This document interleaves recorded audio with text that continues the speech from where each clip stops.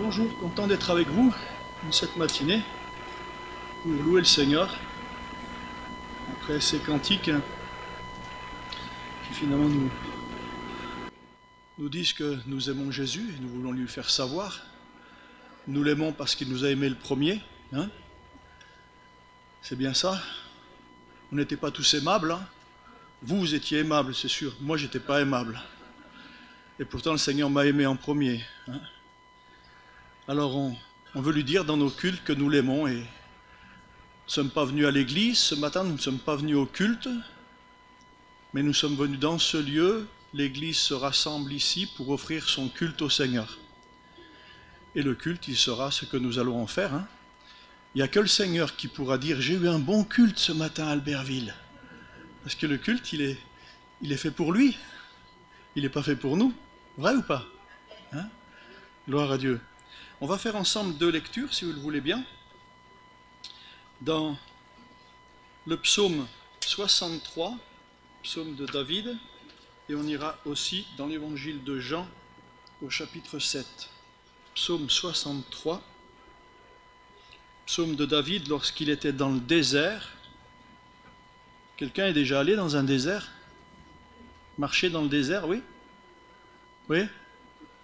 Longtemps? Enfin, pendant longtemps, marcher dans le désert? Non? D'accord. De 3 jours quand même dans le désert. Alors vous allez comprendre ce phénomène de la soif. Je ne sais pas si vous avez eu soif. Ouais? On boit beaucoup. De l'eau, je présume. Vaut mieux, hein? Voici ce que David disait quand il était dans le désert de Juda. « Ô Dieu, tu es mon Dieu, je te cherche. Mon âme a soif de toi, mon corps soupire après toi, dans une terre aride, desséchée, sans eau. » Dans une terre aride, desséchée et sans eau.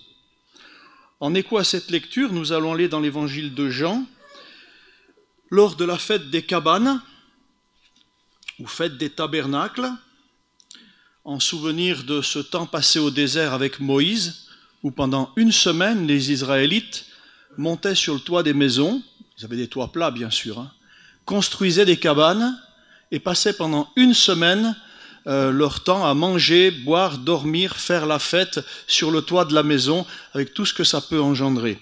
Et pendant cette fête, cette commémoration de ce temps au désert, le dernier jour de la fête, le jour où le sacrificateur montait les degrés du temple et faisait la libation sur le dernier degré du temple, voici ce que Jésus va s'écrier, Jean 7, verset 37. Le dernier jour, le grand jour de la fête, Jésus, se tenant debout, s'écria « Si quelqu'un a soif, qu'il vienne à moi et qu'il boive. Celui qui croit en moi, des fleuves d'eau vive couleront de son sein, comme dit l'Écriture. » Vous pouvez imaginer la scène? Alors que tout se fait dans la tradition, que tout se fait, on va dire, chronométré, très régulier, tous les jours les sacrificateurs montent les degrés du temple en chantant ces cantiques des degrés. Le dernier jour, c'est le summum, c'est le grand jour de la fête, alors que tout le monde a les yeux sur le grand sacrificateur qui monte les degrés au chant de ces cantiques, du psaume 120 à 134.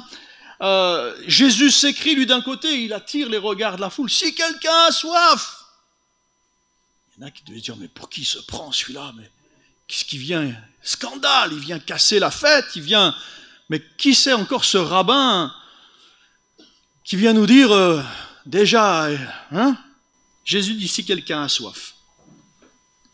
On va parler de la soif ce matin, celle dont Jésus se réfère, et voir avec vous déjà comment se manifeste la soif. On a tous éprouvé ce besoin, sans être au désert, hein, mais avec la chaleur, on a tous éprouvé ce besoin, cette sensation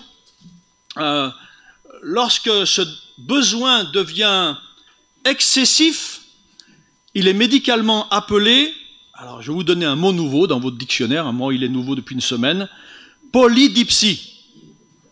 Quand on est atteint de polydipsie, c'est qu'on a une soif excessive. Hein?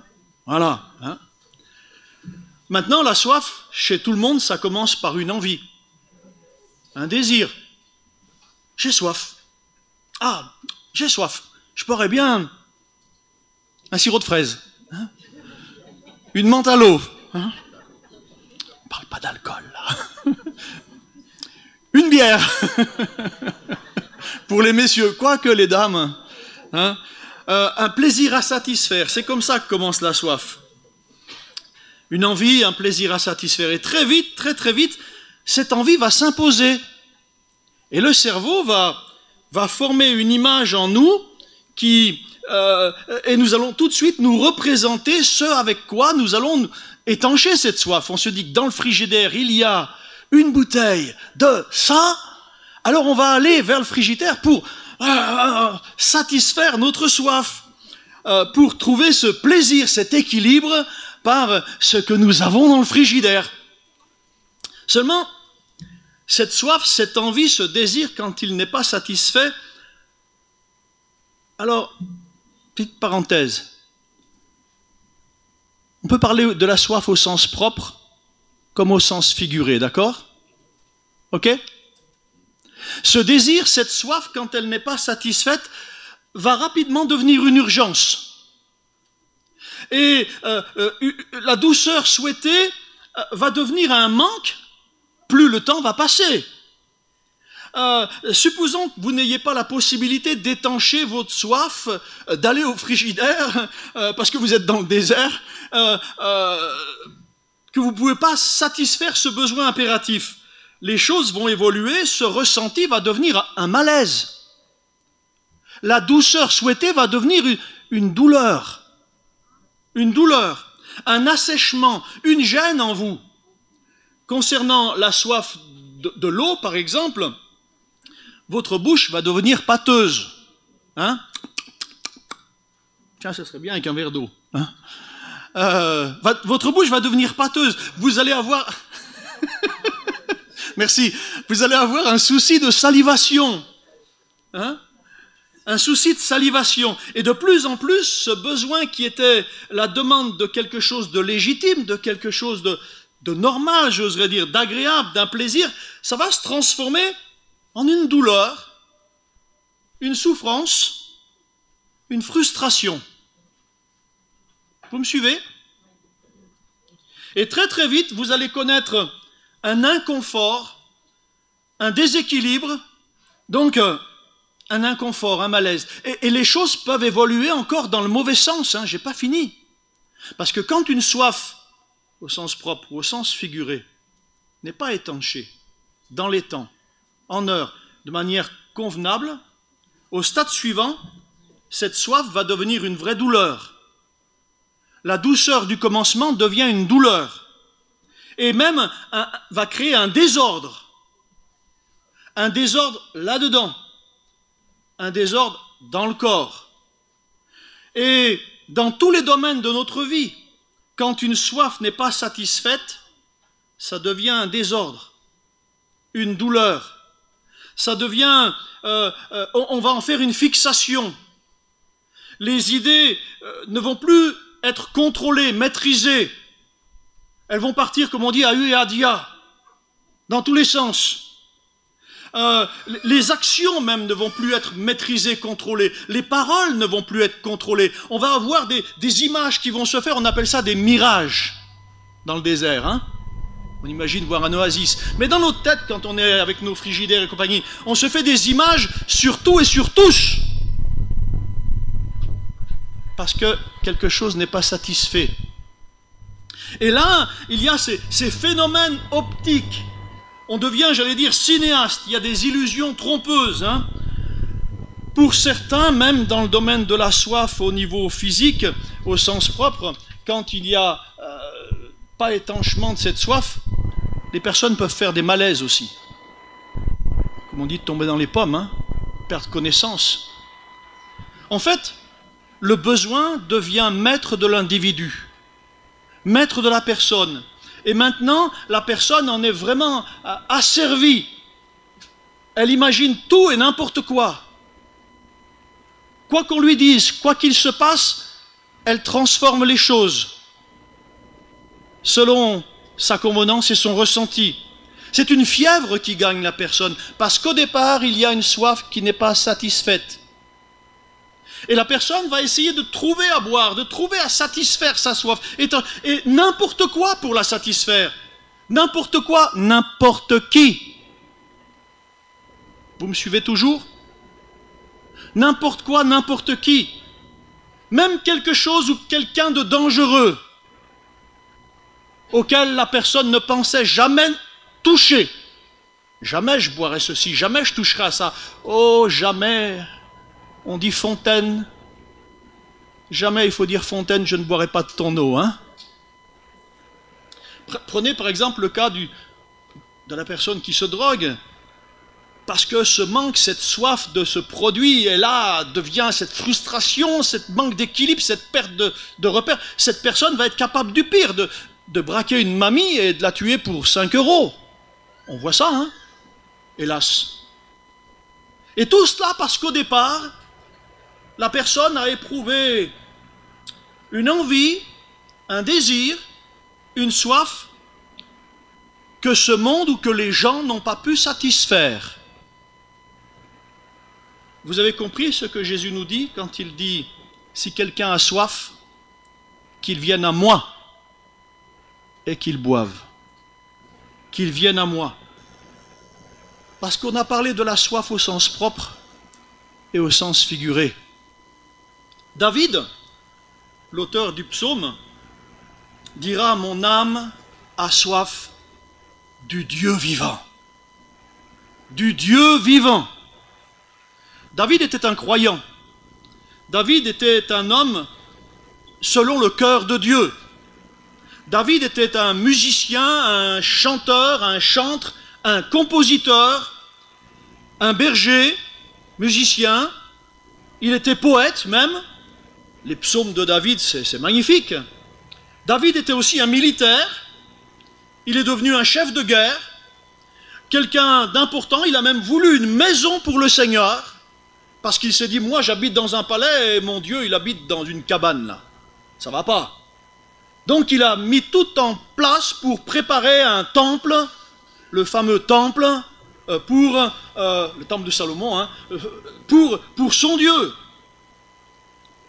Et David a pourtant déclaré, malgré ce cœur pour Dieu, ce cœur selon Dieu, il a pourtant déclaré, mon âme soupire après toi, ô Dieu. Soupire. Mon âme a soif de toi. Ce que je veux dire, c'est qu'il se pourrait bien qu'ici, ce matin, dans ce culte évangélique de Pentecôte, au milieu de nous, quelqu'un soit un peu comme David, dans cette situation de mal-être intérieur, bien qu'il soit à la bonne place dans l'église, là, au milieu des croyants, mais avec cette frustration, ce manque intérieur qui est contenu, qui est caché, qui est voilé, quelqu'un qui vit cette insatisfaction devenue même parfois une douleur à cause de ce manque qui est constant, ce qui pourrait provoquer ce dont nous avons parlé tout à l'heure. Pour l'un ou pour l'une, c'est la soif de trouver un mari.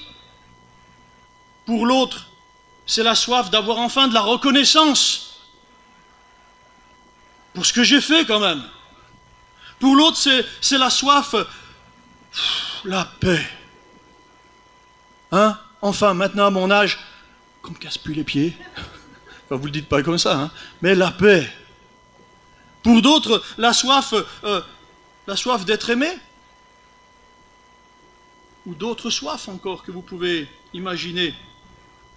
Et il se pourrait fort bien que cela se traduise par cet élément essentiel de votre existence, dont votre âme a soif, et que David exprime ainsi dans son psaume, « Mon âme a soif du Dieu vivant. » Du Dieu vivant. Pas mon âme a soif de religion. qu'elle soit orthodoxe, catholique, protestante, pentecôtiste, évangélique. Mon âme a soif du Dieu vivant. Comprenez? Mon âme a soif du Dieu vivant. En réalité, frères et sœurs, ce dont notre âme a vraiment besoin, réellement besoin, plus que toute autre chose, ce que notre cœur recherche plus que tout, sans même parfois en être conscient, même quand on ne connaît pas le Seigneur, quand on est athée, incroyant, ce que notre cœur recherche quand même, parce que nous sommes créés par Dieu, hein, parce que Dieu a mis dans notre cœur aussi la pensée de l'éternité, ce que notre cœur recherche, c'est cette satisfaction de la présence du Dieu vivant en nous, alléluia, qui vient calmer notre être intérieur, qui vient apporter tout ce dont notre âme a soif. C'est cette présence du Dieu vivant qui vient consoler, le bon berger qui vient guider, cette présence du Seigneur qui vient envahir par son esprit, apaiser notre cœur, qui vient apporter même des fleuves de joie,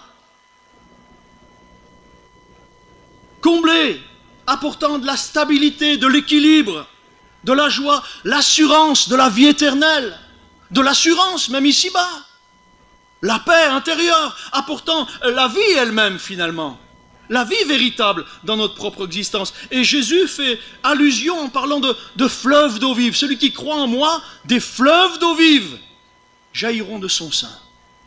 Pas un petit ruisseau, mais des fleuves, pas un seul fleuve. Vous imaginez déjà, allez, on est à Conflans, là, l'Arc, l'Isère, ça fait déjà 2 fleuves, mais des fleuves, des fleuves. Remarquez bien, et hélas, vous allez être d'accord avec moi, on peut être chrétien évangélique, on peut être chrétien protestant évangélique, on peut être chrétien pentecôtiste et ne connaître qu'un goutte à goutte, même pas un ruisseau, et encore moins un fleuve. Vous imaginez ce galet qui est immergé au fond de la Méditerranée? Vous le retrouvez sur la plage. Mais il est depuis des siècles au fond de la Méditerranée, entouré d'eau. Mais à l'intérieur, ce galet, il est aussi sec que ce bout de fer. L'être humain est une créature qui est en constante recherche, permanente recherche de son Créateur, même s'il ne veut pas l'accepter. J'ai dit tout à l'heure que Dieu a mis dans le cœur de tout homme la pensée de l'éternité. Et ça, on le voit bien autour de nous, même parmi les païens. Hein, ceux qui se moquent de Dieu, quand ils perdent un collègue star, ah ben on espère que de là-haut, il nous voit, et hein, s'il n'y avait pas de Dieu, ben on ne parle pas de là-haut. On ne parle pas qu'il nous voit. On ne rend pas un hommage après. Hein? Vous savez, quand j'étais athée, moi, autrefois, enfin je me croyais athée, quand l'homme se proclame athée, je me dis maintenant qu'il est incohérent avec lui-même. Incohérent. Pourquoi? Parce que quand on est athée, on suggère Dieu. On parle contre Dieu. On se bat contre les croyants. En tout cas dans les conversations. On se bat quelque part contre Dieu. Seulement pour prouver qu'on soit athée dans cette dimension absolue, il faudrait que le mot lui-même de Dieu ou que l'idée elle-même de la négation disparaisse totalement. Comprenez ce que je veux dire? Car quelqu'un qui essaye de prouver que Dieu n'existe pas et qui combat contre Dieu, prouve par là que Dieu existe. C'est comme Don Quichotte. Hein? Il battait contre des moulins à vent. Et tout homme a besoin de Dieu. Toute femme a besoin du Seigneur. Et le roi David disait, mon âme a soif du Dieu vivant. Du Dieu vivant. Quand l'homme nie Dieu, quand l'homme s'oppose à Dieu, quand l'homme combat contre Dieu ou contre le croyant qui croit et qui veut lui dire que le Seigneur l'aime, ce n'est qu'une réaction rebelle en fait. Ce n'est qu'une réaction d'orgueil. C'est un geste de refus. C'est un geste rebelle, c'est un geste de rejet. Non, j'en veux pas. Non, ça ne m'intéresse pas. C'est un geste de révolte à l'égard du Créateur. Et ce geste ne fait pourtant que traduire ce besoin qu'il y a dans notre vie, dans notre cœur, ce besoin de la présence du Seigneur. Si le Seigneur n'existait pas, pourquoi on se battrait contre? Pourquoi on lutterait contre? Il n'existe pas. Battez-vous pas contre lui. Il n'existe pas, le Seigneur. Parlez pas contre lui. Ça, c'est négation complète. Ah ouais, mais comme il n'y a pas de négation complète, ça prouve bien qu'il est vivant. Comprenez? Alors revenons maintenant à ce que Jésus dit. Si quelqu'un a soif, au sens propre comme au sens figuré, qu'il vienne à moi et qu'il boive. Pour bien comprendre ce que Jésus dit, il faut, comme je l'ai dit au départ, replacer tout ça dans son contexte. C'est la fête des cabanes, on est en automne, la fête des tabernacles, et pendant 7 jours, on va vivre sur les toits. Ça va être camping paradis, hein, là-haut, sur les toits. Hein, et en souvenir du temps passé au désert avec Moïse, sous les tentes, alors on monte le réchaud, on monte des nattes, on monte tout ce qu'il faut pour fabriquer une cabane sur le toit avec une bâche, avec quelque chose, de la ficelle. On va mettre j'allais dire un lit, même pas un lit, mais une natte ici, une natte là, un bout de cuisine là, et ça va être comme ça pendant 7 jours à parler avec les voisins. Et toi, tu fais quoi manger à midi? Couscous, moi les merguez, et toi l'agneau, et toi, qu'est-ce que tu fais? Fais goûter, tiens, bois, et toi, bois, goûte-moi ça, tu vas. Ben oui, quoi, comme quand vous êtes au camping. Vous êtes déjà allé au camping? Tiens, vous qui étiez au désert, vous êtes déjà allé au camping? Non? Mais vous pouvez imaginer la scène, hein. Et là, le dernier jour de la fête, Jésus s'écrit, si quelqu'un a soif, qu'il vienne à moi et qu'il boive. Parce qu'il y a un lien entre la fête qui bat son plein et la proposition de Jésus. J'ai dit tout à l'heure que chaque jour, les sacrificateurs montaient les 15 marches du temple et en chantant les cantiques des degrés. Vous les avez dans le psaume 120 jusqu'au psaume 134. Chaque jour, ils chantaient un psaume. Le dernier jour, il chantait le psaume 134 et il faisait la libation, il versait l'eau d'un vase prise à Siloé sur la dernière marche, et cette eau descendait jusqu'en bas. Et c'est à ce moment-là que Jésus s'écrit, si quelqu'un a soif. Jésus profite de la circonstance, le dernier jour, le grand jour de la fête, pour montrer à ce peuple que son besoin le plus profond, dans une telle situation, et c'est une situation festive, une situation religieuse, qu'il y a un lien entre cette fête et cette proposition que Jésus leur fait de boire. Vous savez, quand les gens ont soif, ça se traduit par 2 manifestations possibles. C'est ou l'une ou l'autre, et c'est toujours vrai en 2025. Dans chaque rassemblement, dans chaque mouvement, dans chaque église, dans chaque rassemblement. C'est ce que nous retrouvons dans cette fête des cabanes. Vous allez voir. Il y a 2 comportements, 2 attitudes. Et ce matin, il y a ces 2 comportements, j'allais dire devant moi, mais ici, dans ce lieu, avec moi-même. Il y a ces 2 comportements, il y a ces 2 attitudes, il y a ces 2 conduites. Et dans cette fête religieuse des tabernacles, nous trouvons ces 2 comportements chez les personnes qui y participent. Depuis 30 siècles, il y avait cette transmission culturelle de ce passé vécu au désert avec Moïse. Il y avait ce souvenir, cette commémoration d'un événement fondateur avec Moïse. Il y avait le rappel d'un héritage immatériel qui se transmettait de père en fils, on oserait dire, à cette fête. On appelle ça comment? La tradition. Chez les Français, il ne faut pas toucher aux sous, ni à la tradition. C'est pas vrai? Les traditions. Hein? Les Français, ils aiment ça, leurs traditions. Dans chaque village, chaque ville, il y a les traditions. Hein? Et on les entretient, on les recherche, les traditions. On les chérit, on les transmet à nos enfants, nos traditions. Pourquoi? Parce que les hommes pensent qu'au travers de leurs traditions, au travers de leurs coutumes, de leurs fêtes qui sont les leurs, ils vont pouvoir satisfaire leurs recherches, ce besoin intérieur, ce rattachement avec les anciens, les aînés, ceux qui ont fait l'histoire dans le passé.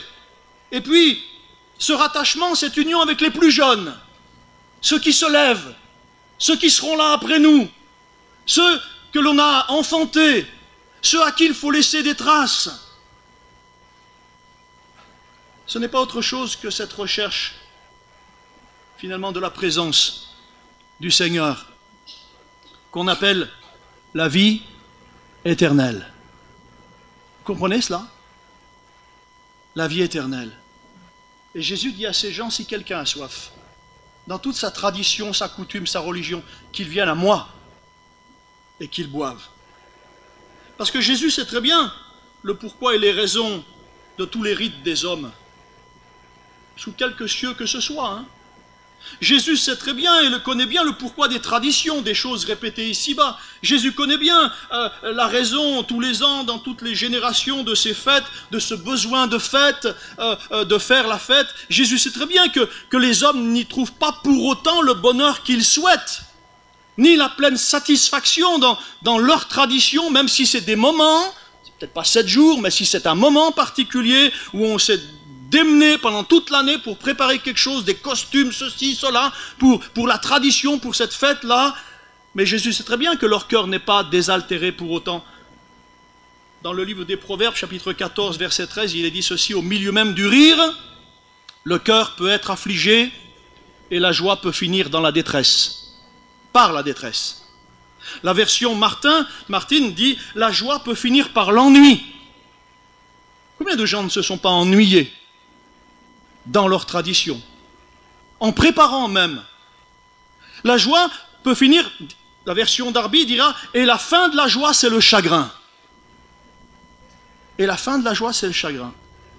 Maintenant en 2025, dans ce dimanche matin de culte à Albertville, culte célébration évangélique, permettez-moi de faire une supposition. Si notre culte évangélique ce matin, même s'il y a eu un chantre, une chanteresse, enfin quelqu'un qui nous a fait bien chanter, qui nous a bien fait chanter, qui a bien conduit les chants. C'est-à-dire, si au milieu de cette habitude, à 10 h chaque dimanche matin, s'il y a ce rituel auquel on est fermement attaché et qu'on ne veut pas louper, ce cycle de réunion dans lequel quelqu'un ne pourrait peut-être plus trouver ce rafraîchissement dont son âme a besoin, eh bien Jésus-Christ, qui est le même hier, aujourd'hui, éternellement, dit encore à quelqu'un ce matin, dans ton culte pentecôtiste, dans ton culte évangélique, rue du commandant Dubois ce matin, dans ta célébration, derrière ton piano, derrière ta sono, derrière ta cravate, derrière ton chapeau, entends cette voix qui te dit, si quelqu'un a soif, viens à moi et bois. Viens à moi et bois. Tout à l'heure, j'ai parlé d'un second comportement aussi, d'une autre attitude, de cette deuxième manifestation de ceux et celles qui ont soif dans cette fête des tabernacles. Parce que d'un côté, il y a ces gens qui montaient à la fête parce que c'était la tradition, c'était la coutume, il fallait le faire, c'est normal, on le fait depuis des années, on ne va pas changer ça, surtout pas, laissez s'il vous plaît la tradition, laissez la transmission, laissez tout cela. Et ils accomplissaient ça avec une certaine routine, un devoir de génération en génération, avec leur famille, les enfants. Et d'un autre côté, vous avez à la fête cette tendance de personnes à la démonstration bruyante. Cette tendance de personnes dans une fête qui démontrent bruyamment leurs sentiments, selon les cieux sous lesquels ils ont habité, selon le tempérament aussi. Hein, quand il y a une fête, vous avez ceux qui font les choses tranquillement et vous avez ceux qui sont, on va dire, plus exubérants. Oui ou non? Il y a des gens qui ont cette énergie, comment on va dire, irrépressible. Oui, qu'on ne peut pas presser, hein. Cette exubérance dans le comportement, cette exubérance dans les paroles, cette exubérance dans la manière de... Attention, il n'y a aucun jugement dans ce que je dis là. Hein. Non, il n'y a pas de jugement. Je ne me permets pas. Il y a un constat de deux comportements dans le culte, dans la fête des tabernacles. Et c'est ça que je suis en train de montrer. Il y a ceux qui font les choses par tradition, il y a ceux qui font les choses avec une énergie particulière, avec peut-être plus de joie apparemment, avec peut-être plus de faut que ça bouge, quoi. faut qu'il y ait de la nouveauté, il faut que ça bouge. J'essaie de remettre un petit peu le tableau pour que vous compreniez bien, parce que chaque année, pendant 7 jours, on sort des maisons, on est déconfiné pour sortir de la routine, on va habiter sur le toit de la maison, on va faire ces cabanes, on va laisser le confort habituel de la maison, avec le canapé, ceci, cela, pour aller vivre, manger, dormir sur le toit plat des maisons. On va se construire chacun sa cabane et chacun aura son barbecue, chacun va faire un petit peu ses petites affaires, on sera côte à côte avec les voisins, il y aura de la musique chez l'un, de la musique chez l'autre, on va dormir à la belle étoile, on va pouvoir se rappeler ceci, on va pouvoir parler avec le voisin, les gosses, les gamins, mais ils sont contents, non ? Les gamins, mais ils vont tourner à droite, ils vont peut-être sauter de toit en toit, faire les ninjas, là, et ils vont aller voir les copains, et ils vont les discuter, ils vont manger la merguez chez l'autre là-bas, chez tonton, on va croire qu'il est chez Jacob, mais il est chez Joseph. Vous imaginez un petit peu, les ados, les jeunes en premier, et même les parents, ils sont contents de cette convivialité, de ce partage-là. C'est jamais dans l'année, et là, c'est obligatoire, payé par l'État. J'allais dire, purée, on prend, hein. On prend, hein. C'est l'occasion de sortir de l'ordinaire. C'est la fête. C'est une semaine de vacances, comme j'ai dit tout à l'heure, camping paradis. Hein, et pour beaucoup, c'est génial. C'est génial cette affaire. Il y a ce renouveau tant attendu. Chaque année, on fait une nouvelle cabane avec une nouvelle bâche, des nouvelles choses, une nouvelle semaine d'euphorie, j'allais dire, d'exubérance, où on fait la fête. C'est la fête. Hein? C'est la fête. Et pourquoi?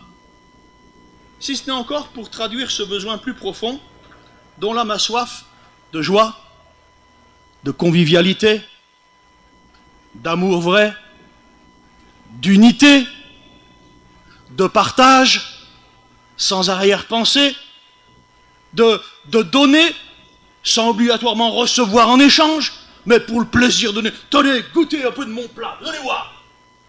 Tenez, goûtez un peu de mon... Vous allez voir. Hein, ce partage convivial.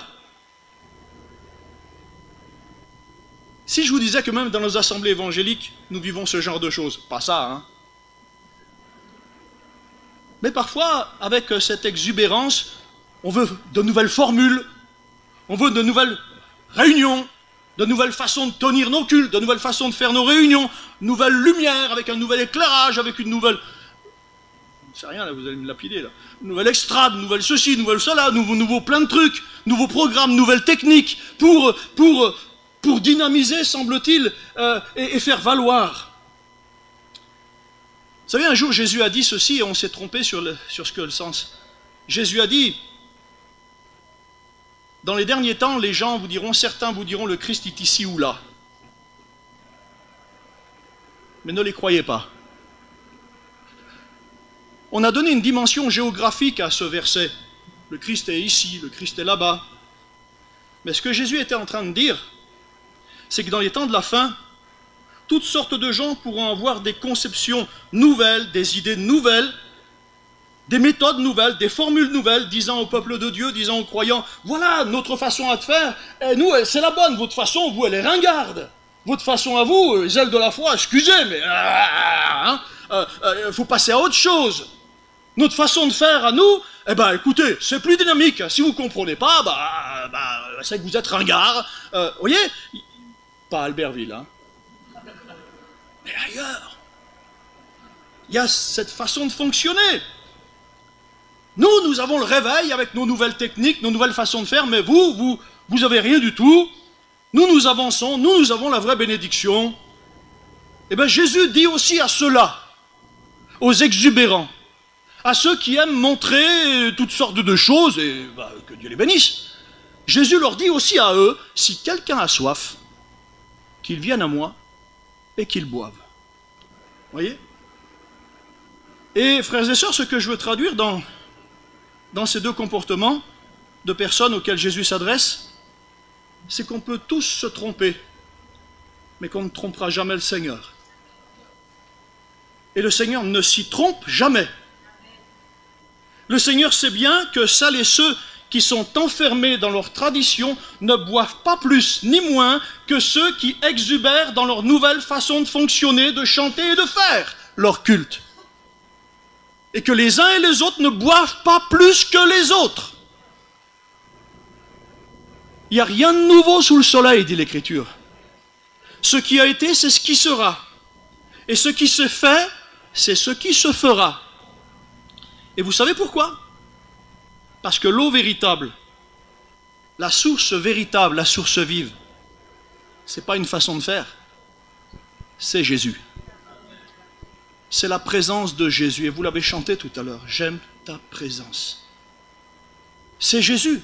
Jésus dira, sans moi, vous ne pouvez rien faire. Nada.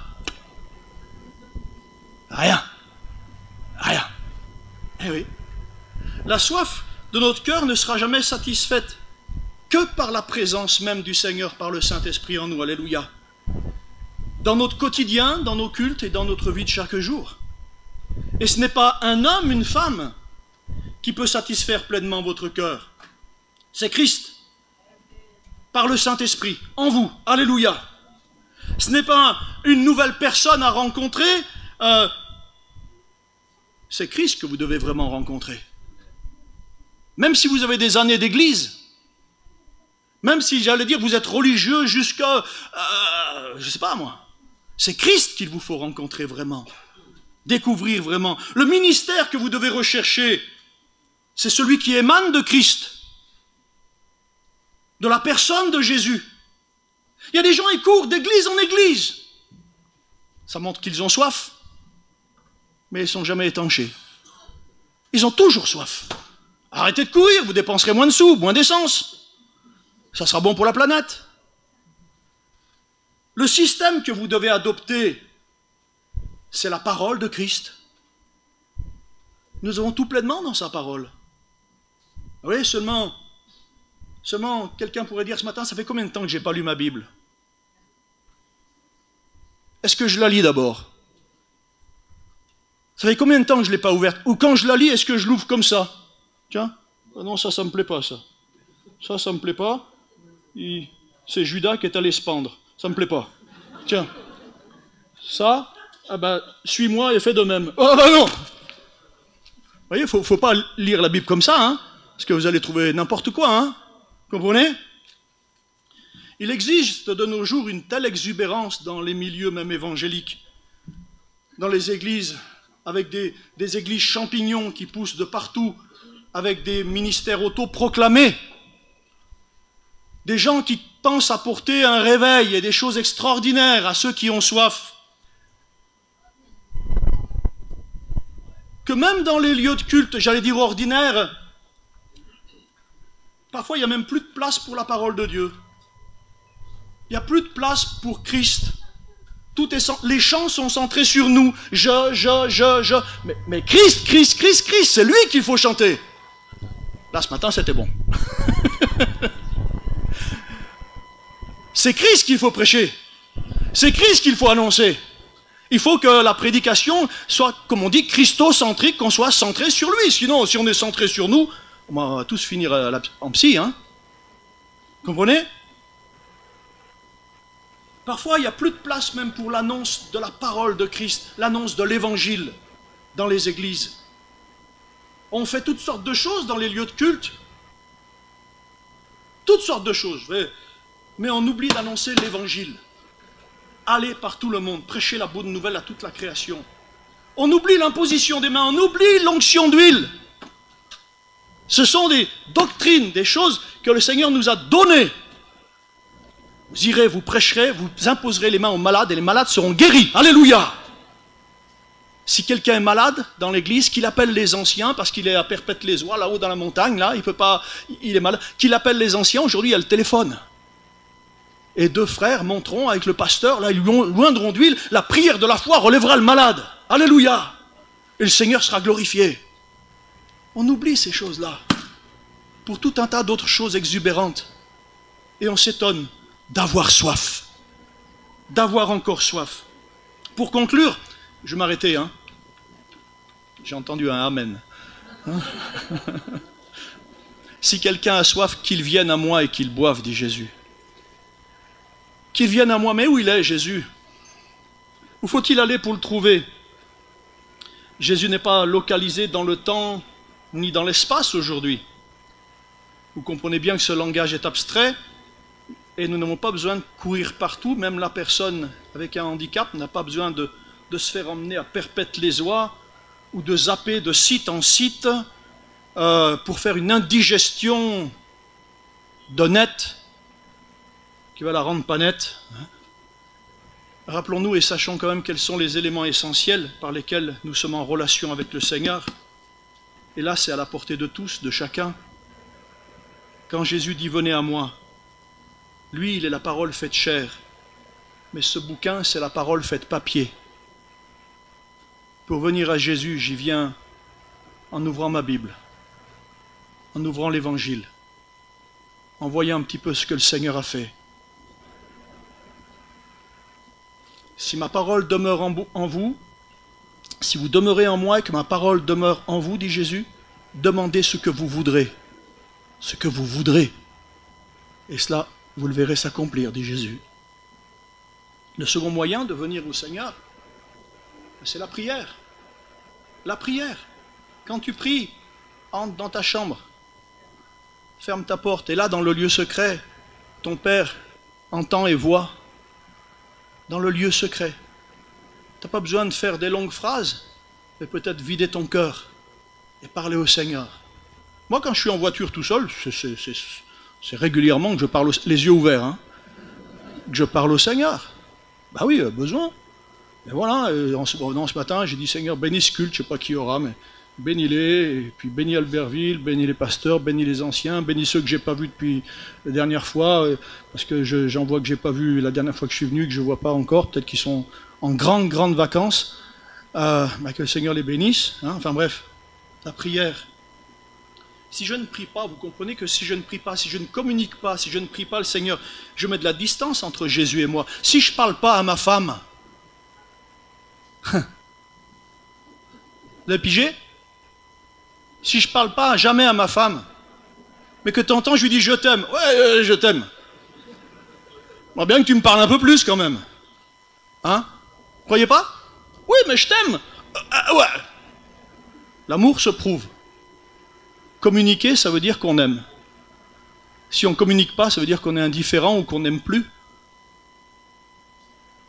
Je pense que personne n'aime plus Jésus ici.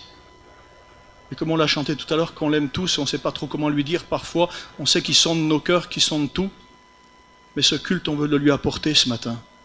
C'est pour ça que j'ai voulu qu'on mette la Sainte Seine juste derrière, parce qu'il y a ces emblèmes, ce pain, ce vin, le corps, pas le corps du Seigneur meurtri, mais le corps de Christ qui est l'Église. On communique ensemble ce matin, comme ces gens sur les cabanes, là, qui communiquaient entre eux. Et il y a ce breuvage, alléluia, qui nous rappelle le grand amour de Christ. Si quelqu'un a soif, certains se trompent de sensation et parce qu'ils ont soif, ils cherchent à remplir et à se remplir avec toutes sortes de choses, toutes sortes d'églises, toutes sortes de choses nouvelles, mais ils ont toujours soif. Il y a un verset que j'ai relu dans Jérémie chapitre 2, verset 13, « Car mon peuple a commis un double péché, ils m'ont abandonné, moi, dit le Seigneur, qui suis une source d'eau vive, pour se creuser des citernes crevassées qui ne retiennent pas l'eau. » Purée, je crois qu'il y en a un paquet des citernes crevassées qui ne retiennent pas l'eau. Il y en a un paquet. On n'a pas envie d'y aller. Ce matin, on vient à Jésus, alléluia. Peut-être que quelqu'un est débranché depuis longtemps ce matin à la source d'eau vive. Reviens à la lecture de la parole de Dieu, mon frère, ma sœur. La Bible dit, si quelqu'un entend, si quelqu'un lit Apocalypse chapitre 1er, ou si quelqu'un entend la parole de Dieu, on ne peut pas toujours lire, mais l'entendre, c'est aussi bien, alléluia.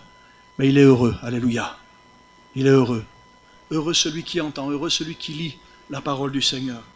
Peut-être que quelqu'un est comme David ce matin dans ce lieu, connaissant plein de choses sur le Seigneur, ayant fait même plein d'expériences avec le Seigneur, mais avec cette soif du Dieu vivant.